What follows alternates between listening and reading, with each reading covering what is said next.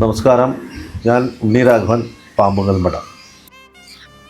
ഇപ്പോൾ പല ആളുകളും എന്നോട് ചോദിക്കുന്ന ഒരു കാര്യം, അല്ലെങ്കിൽ അത് മെസ്സേജായിട്ടും അതുപോലെ തന്നെ മെയിലായിട്ടും അതുപോലെ തന്നെ മറ്റുള്ള പല രീതികളിലും ഡയറക്റ്റ് ആയിട്ടും ചോദിക്കുന്ന ഒരു കാര്യം എന്താ വെച്ചാൽ, എന്താണ് ഈ സ്തംഭനം എന്നുള്ള ഒരു കാര്യമാണ്.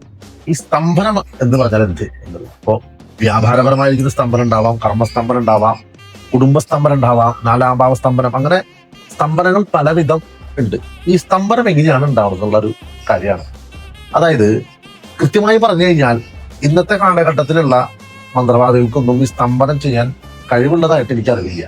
കാരണം ഇതൊക്കെ പൂർവീക കാലത്ത് ചെയ്തിരുന്ന ഒരു കർമ്മമാണ്. കാരണം ആ കർമ്മം അനുഷ്ഠിക്കാൻ, അതായത് ആ മന്ത്രവാദ കർമ്മം, മന്ത്രവാദ വിഷയത്തിലെ 6 തരത്തിലുള്ള കാര്യങ്ങളിലെ ഒരു വിധാനം തന്നെയാണ് ഈ സ്തംഭനം എന്ന് പറയുന്ന ഒരു മന്ത്രവാദ ക്രിയ.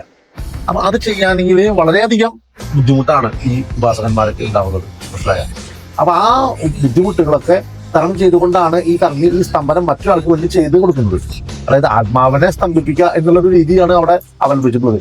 അപ്പൊ ആ ആത്മാവിനെ സ്തംഭിപ്പിച്ചിട്ട് ആ ജീവിതത്തിലുള്ള എല്ലാ നേട്ടങ്ങളും കുറയ്ക്കുക, ആ എല്ലാ നേട്ടങ്ങളും ഇല്ലാതാക്കുക, കുടുംബത്തിലൊക്കെ ദുരിതങ്ങളും അതുപോലെ തന്നെ അസുഖങ്ങളും മുതലായ കാര്യങ്ങളൊക്കെ ഉണ്ടാക്കുക.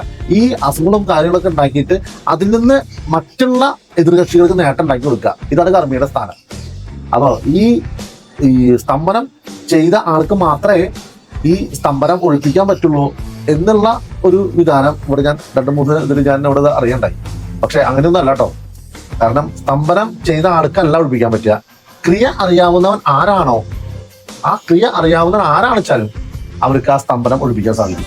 അപ്പോൾ പാമ്പുങ്കൽ മഠത്തിലെ അനവധി വർഷങ്ങൾ, അനേകായിരം വർഷങ്ങൾക്ക് മുന്നേ തന്നെ ഈ ക്രിയകളൊക്കെ ചെയ്ത് സ്തംഭിപ്പിക്കലല്ല, അതായത് സ്തംഭനങ്ങൾ ഒഴിപ്പിച്ചു കൊടുത്തിട്ടുള്ള ചരിത്രങ്ങൾ അനവധി നമ്മുടെ ഈ അനുഭവത്തിലുണ്ടായിരുന്നു.